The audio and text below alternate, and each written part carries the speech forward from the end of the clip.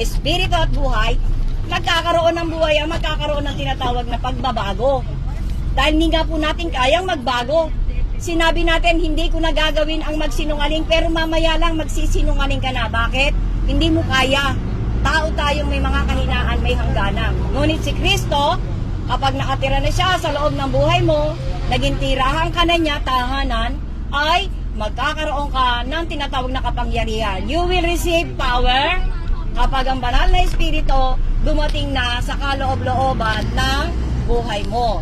At dahil doon, ang gagawin niya, itatatak niya ang kanyang espiritu sa iyo bilang garantiya at katiyakan na ikaw ay may kaligtasan at may katubusan sa pamamagitan ng kanyang salita. Dahil ang salita ng Diyos ay buhay, no? Mas matalas pa kaysa anumang tabak na magkabilay talim, tumatagos sa kaloob-looban ng kaluluwa at espiritu, ng mga kasukasuan at utak sa buto, nakakaalam sa mga iniisip at binabalak ng puso ng tao, walang may kukubli sa Diyos, lahat, hayag, lantad sa kanyang paningin, at ang bawat isa sa atin sa panahon ngayon hanggang sa hangganan ng ating mga buhay ay magbibigay sulit sa Kanya. Ngayon, ano naman ang pananampalataya? Saan siya galing? Paano siya darating? Sino ang pananampalataya at bakit mahalaga ang pananampalataya? Ang pananampalataya po, sabi ng Hebrews 11:1, kapanatagan sa mga bagay na hinihintay. May hinihintay tayong pag-asa, katiyakan sa mga bagay na hindi natin nakikita. Hindi pa natin nakikita, pero tiyak na tiyak tayo, makakamit natin yon. Wala pong kaibahan sa isang magsasaka. Meron siyang binhi, nagtatanim siya. Ngayon, yung binhi na yon, napakarami nun. Pag naitanim na yon, yan ay tutubo, didiligan.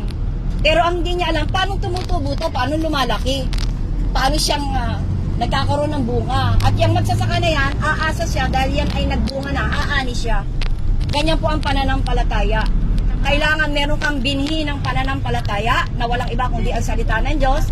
Sabi sa aklat ng Pedro, kayo ay naligtas o isinilang na muli sa pamamagitan ng binhing hindi nabubulok at hindi nasisira, na walang iba kundi ang salita ng Diyos. Ang magsisilang sa iyo, salita ng Diyos, salita ng katotohanan, sa pamamagitan ng paglilinis, muling kapanganakan, at pagbabagong likha ng banal na espiritu. Ngayon, saan galing ang pananampalataya?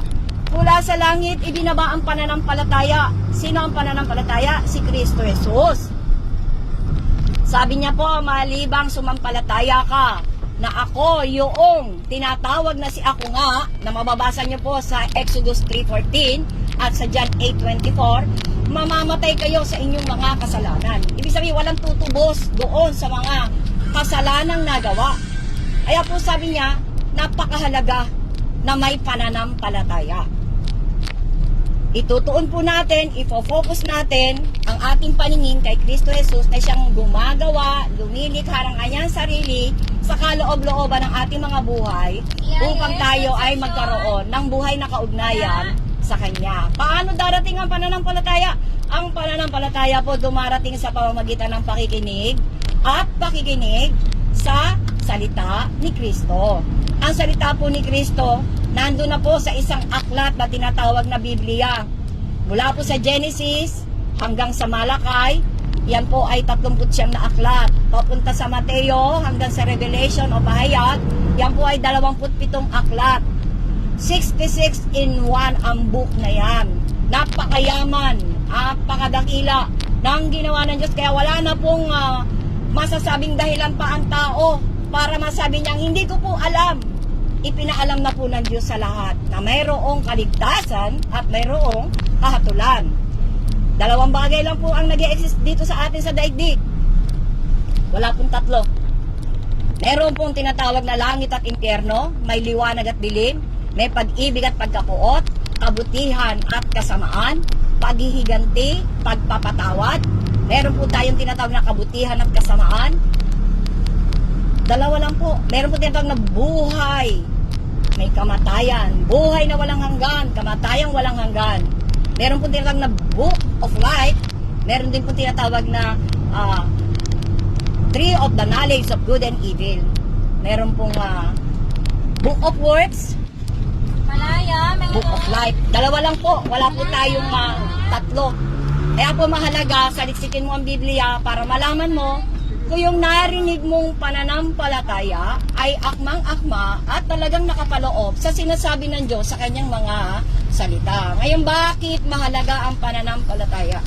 Ginanap na po ng Diyos ang lahat-lahat para sa katubusan mo at sa katubusan ng lahat ng taong nabuhay sa daigdig na to. Napako na po siya sa krus. Siya ay nagkatawan tao. Sabi sa pasimula ay ang salita ay kasama ng Diyos, at ang salita ay Diyos mismo. Nagkatawan tao ang salita at namuhay sa ating kalagitnaan. Sino po yon? Si Kristo Jesus po. Napakahalaga. 33 years naging tao siya. Ginampanan niya ang kanyang katungkulan bilang isang tao. Tinupod niya ang hinihingi ng kautusan na wala tayong natupad kahit isa. Pinawalang bisa niya ang kautusan at mga tuntunin nito dahil ang kautusan ay laban sa atin. Wala tayong nasunod kahit isa. Kaya po nung siya napako sa krus, isinama niya na ang lahat ng bisa at tuntunin ng kautusan upang tayo ay magkaroon ng tinatawag na kaligtasan at katubusan. Ganyan po kahalaga at kadakila ang ginawa ng Panginoon. At pagkatapos nun, siya ay hinatulan, siya ay pinahirapan, binugbog, siya ay hiniya, pinagsugalan nila ang kasuotan ng Panginoon. At saka siya ipinako sa krus. Nung siya ipinako sa krus, ang kanyang dugo ay umagos, ang kanyang dugo ay nabuhos, ang kanyang dugo ay naubos. Ngunit bago siya namatay, sinabi niya, "It is finished." Tapos na. Nagampanan na niya ang hinihinging pagsunod sa kautusan. Nagampanan na niya ang hinihinging kabayaran sa ating mga kasalanan. Ang gagawin lang po natin sa sampalataya sa kanyang ginawa doon sa krus ng Kalbaryo. Kaya po, napakahalaga po talaga ng pananampalataya. Nung siya po ay namatay, 3 araw at 3 gabi nasa loob ng kuweba ang kanyang katawan. Ang tanong, saan nagpunta ang kanyang espiritu? Unang Pedro, chapter 3, verse 18 and 19. Si Kristo daw po ay pumunta sa kalaliman ng impyerno. 3 araw, 3 gabi, tinais niya ang kirot, hapdi at sakit. Nang nasa loob ng impyerno ang kanyang espiritu, katulad ng paghihirap niya noong siya ipinako sa krus ng Kalbaryo, hapdi, kirot at sakit, upang hindi na natin maranasan ang kalagayan ng isang isinumpa na nakapako sa krus. Inako na po niya ang lahat-lahat para sa atin. At doon sa impyerno, pagkaraan ng 3 araw at 3 gabi, nabawi niya o nakuha ang susi, Revelation 1:18, nakuha niya ang susi ng impyerno, nakuha niya ang susi ng kamatayan, kaya ang sino man sasampalataya sa kanya, Roma 8:1, wala nang kahatulan. Siya ay inilipat na mula sa kaharian ng kadiliman patungo sa kaharian ng kaliwanagan. Kaya magkakaroon ng liwanag ng isipan mo dahil tataglayin mo ang kaisipan ni Kristo. Unang Korinto chapter 2 verse 16. At dahil ikaw ay mayroon ng kaisipan ni Kristo, isa ang tiyak at sigurado, nakatatak na sa iyo ang banal na Espiritu. Yan po ang kahalagahan ng pananampalataya, dahil kung walang pananampalataya sa ginawang kadakilaan ng anak ng Diyos na si Kristo Jesus, ang tao po ay walang kaligtasan. Ang kaligtasan po natin ay gospel. Si Kristo'y namatay, si Kristo'y inilibing, si Kristo'y muling nabuhay. Yan po ang gospel. Wala na pong ibang gospel. Maaring iba sa inyo nag-aral ng iba't ibang theology. Maraming iba't ibang karunungan at kaalaman sa ngalan ng Biblia o theology.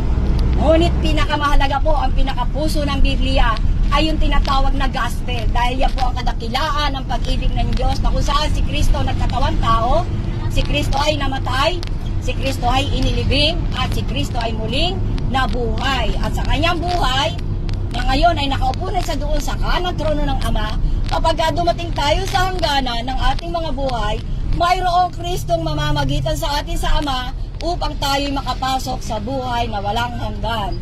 Sabi po ng Efeso 1:12 at 13, sabi niya, itinatak sa inyo ang banal na Espiritu, at dahil sa inyong pagsampalataya, kayo ay mayroon ng tinatawag na katiyakan, katubusan, at kaligtasan.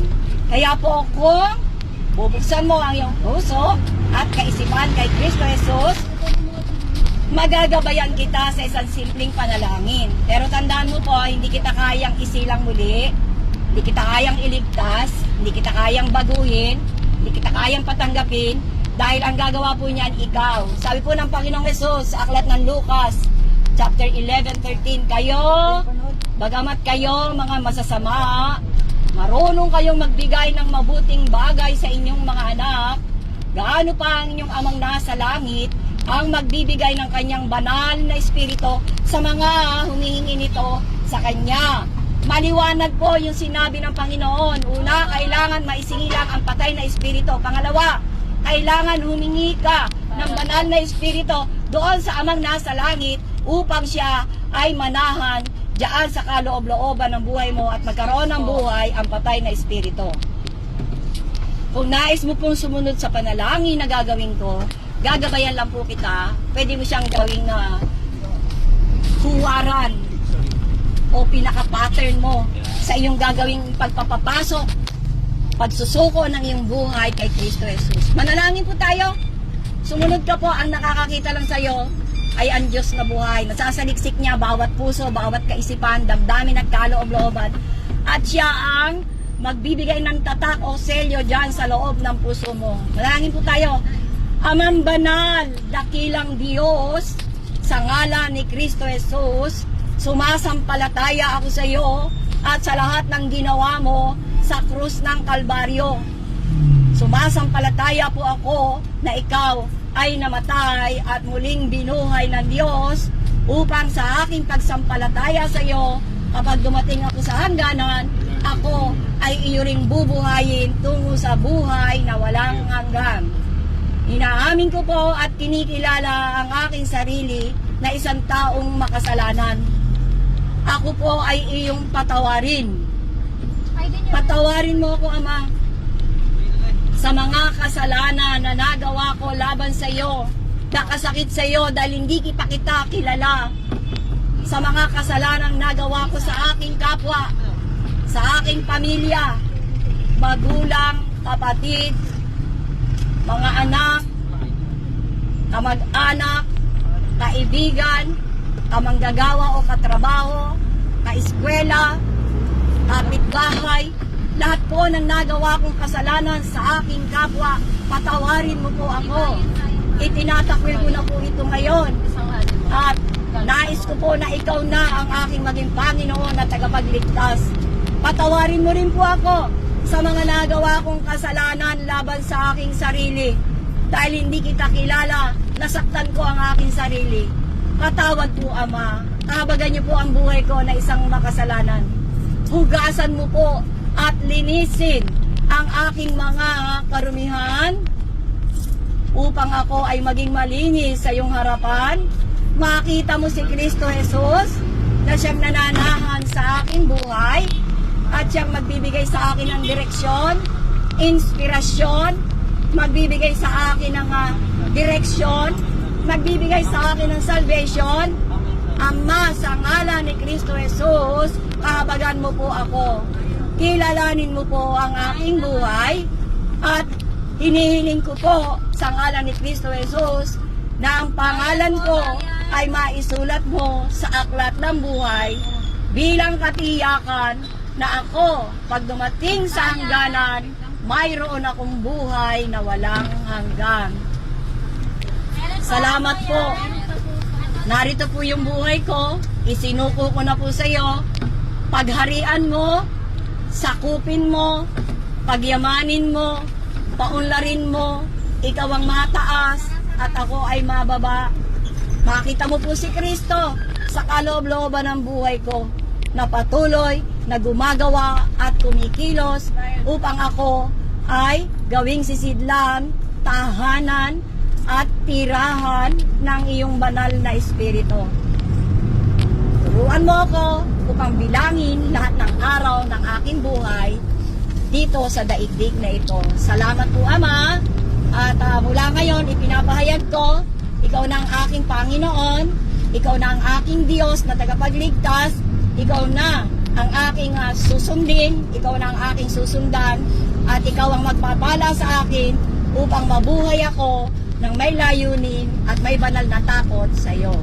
Lahat po ang kinin mong kapurihan sa kataas-taasan, kadakilaan at kamahalan ng pangalan ni Kristo Jesus sa pakikiisa ng napaka-makapangyarihang banal na Espiritu. Amen. Amen. Ang ginawa mo po ay pagsusuko at pagtanggap ng buhay na kung saan si Kristo ang siyang maghahari sa iyo. Ang gagawin mo lang po, punta ka sa kanyang salita upang magkaroon ka ng patuloy na kaugnayan sa kanya. Kumakain ka po ng 3 beses hanggang 7 beses pa siguro para sa iyong katawan, para sa kasiyahan. Tandaan mo po, meron kang espiritu na kailangan mo ring pakainin. Punta ka po sa salita ng Diyos. Kumakain ka araw-araw. Ang espiritu kailangan din kumain araw-araw upang lumago ka sa pagkakilala at pananampalataya sa Diyos na nais mong mapasok ang kanyang kalangitan.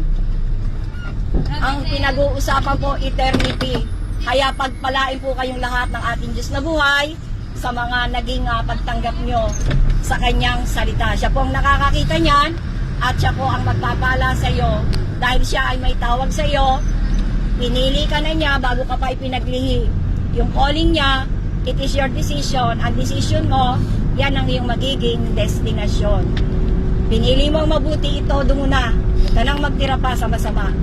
Maging mabuti po ang bawat isa sa ngalan ng liwanag ng katotohanan ng ating Diyos na buhay.